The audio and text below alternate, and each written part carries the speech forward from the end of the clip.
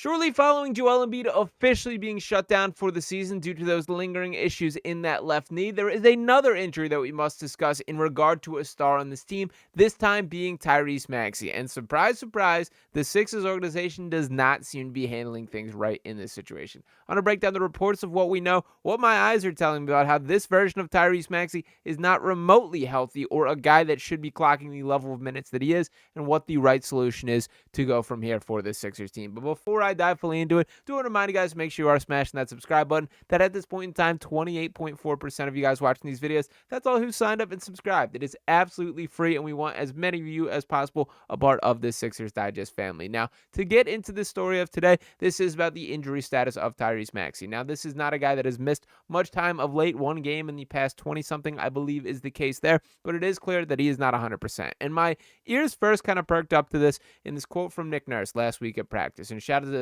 Zach Chavalella of Philly Sports Network here, who tweets out Nick Nurse on if Maxey's lingering finger injury will last the season. Quote, "No, I don't think so. I think it'll get better as he goes, as long as he can keep it out of getting hit a little bit, repeatedly for a while.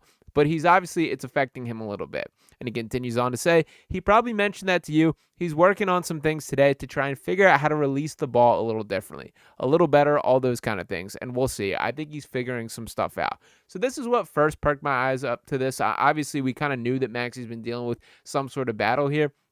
But what made matters so much worse in my mind was the report that came across the broadcast during the victory over the Golden State Warriors. And what exactly that was here was, per the ABC broadcast, that Tyrese Maxey worked with Nick Nurse at practice this week to shoot the ball with 3 fingers instead of 5 because of the hand issue he is dealing with. Maxey has 5 points on 2 of 13 from the field tonight. He shot 0 of 10 on 3-point attempts against the Knicks. And if we're going to the lengths that he has to change his complete form, change his complete release point, he probably should not be playing basketball right now, especially when you factor in the fact that this team is 17 games below 500. Now, I get that this team still wants to compete. To Maxey's credit, he's trying to fight through this. In most circumstances, I would be very complimentary of this. But in the current context of the Sixers team, it makes no sense for Tyrese Maxey individually or for the Sixers franchise for him to continue being on the floor.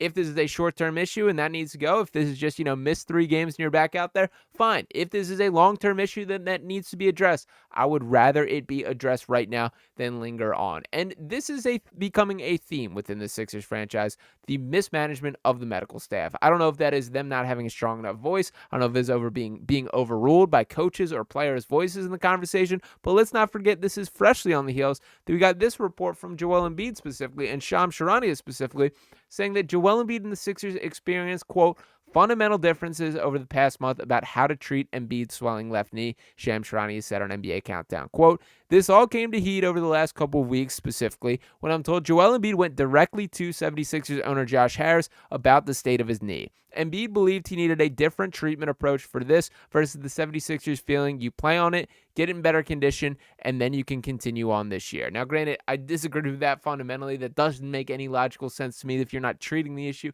you'd rather him get in shape before you give him treat it. I don't get that at all, but regardless, we'll see how that shakes out. To bring it back to Tyrese Maxey, which I think is the more pressing issue, on every single level, it makes sense for me to shut him down. And when I speak about my eye test, what I'm seeing, just take a look at some of these recent box scores from Tyrese Maxey. These are not Tyrese Maxey box scores. We're talking about last night against the Golden State Warriors. In 40 minutes of play, he had 5 points, shot 2 of 14 from the field. Yes, he had 11 assists. I don't even think it was that bad of a game, despite what those numbers would indicate there. But right before that, 43 minutes against the New York Knicks. He did have 30 points, but he shot 12 of 32 from the field, 0 of 10 from 3. The game before against the Chicago Bulls, 13 points, 1 of 2 shooting from beyond the 3-point arc.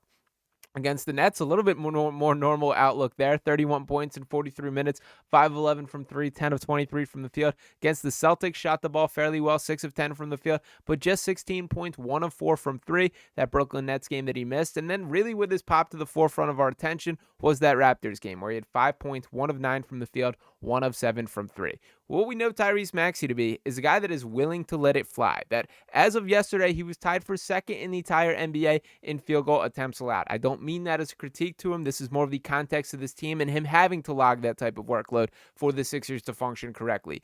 But he's clearly not that guy currently. And again, to reference these one more time, 0 for 2 from 3. 0 for 10 from 3, 1 for 2 from 3. Those are not Tyrese Maxey level outputs there. Now, to touch on his stats as a whole this season, we've seen a bit of regression. I think it's a little bit unfair to judge him based on the context of how this season is going, but they gotta put this guy's future as the priority. Look at that, right at the minutes, 38 minutes per game. That leads the entire NBA. I believe he's tied with Mikal Bridges in that category. Looking at the stats, 26.7 points per game, slightly up from last season. But when you do look at those efficiency numbers, 44.1% from the field. That is the lowest of his career. His three-point percentage, 34%. That is the lowest since his rookie season when she shot 30.1%. My point being with this is I think you're kind of doing this guy a disservice in the long haul for what is best for him. The priorities have to be, and this is a guy who just signed a max contract this past offseason, that is a foundational part of this Sixers future, not just in the short term to compete alongside Joel Embiid,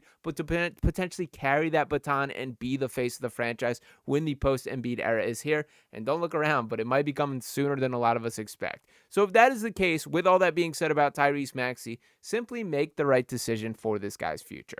There is a bright future ahead for Tyrese, but that can change if things are mismanaged. So we could be looking down the future, and this is a large leap to make, but look at the version of Joel Embiid that we currently have. Look at him not taking the proper care for injuries and him playing through things for stretches early in his career. The effects that have had.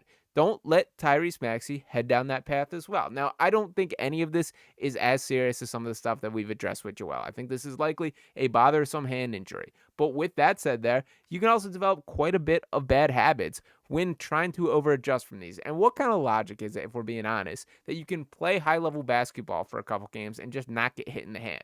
I'm sorry, Nick Nurse. That just is not going to happen. That isn't a actual reality-based approach here. It's basketball. It's a contact sport. Tyrese Maxey drives the basket. He's going to get hit in the hand. So if it's that much of an issue, if that's the case, once again, shut him down. Now, the Sixers kind of accidentally stumbled into that victory yesterday. That I don't think this was one in which we kind of had accepted the tank. We'd have accepted the fate of the season. It even felt like the team or the organization to an extent was there as well. But the bottom line is they did come out on top and get a result against the Golden State Warriors.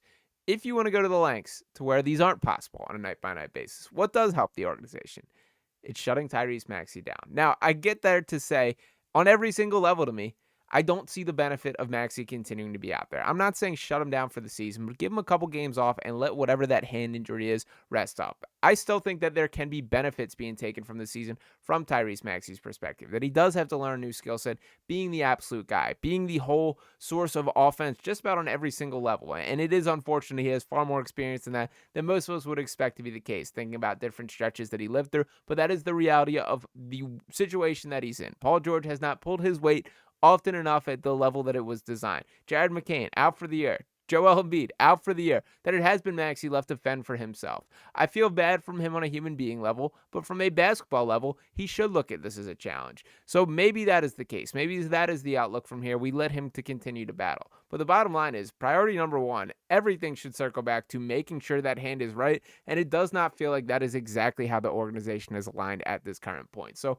I do hope they make the right call, whatever that is, if that is a long-term shutdown, if that is a couple games off. But if we're going to the lengths where this man has to shoot the ball with three fingers, there is absolutely no reason why he should continue to be on the court. I do hope this shutdown or this, recovery tactic, whatever the direction they need to go is, happens sooner rather than later before this is too late. But boy, some frightening decisions being made within the Sixers organization. Once again, do appreciate you guys for tuning into this video here. Do want to make sure you guys are hitting that subscribe button one more time. So if you have not already, once again, 71.6% of you guys watching these videos have not subscribed just yet. Hopefully some better times on the horizon for this Sixers organization, but we're going to be with you from start to finish right here on Sixers Digest. So appreciate each one of you guys to tune into this video here. Make sure you smash that subscribe button if you have not already. Drop a like on this video, and I'll be back talking to you next time. Peace.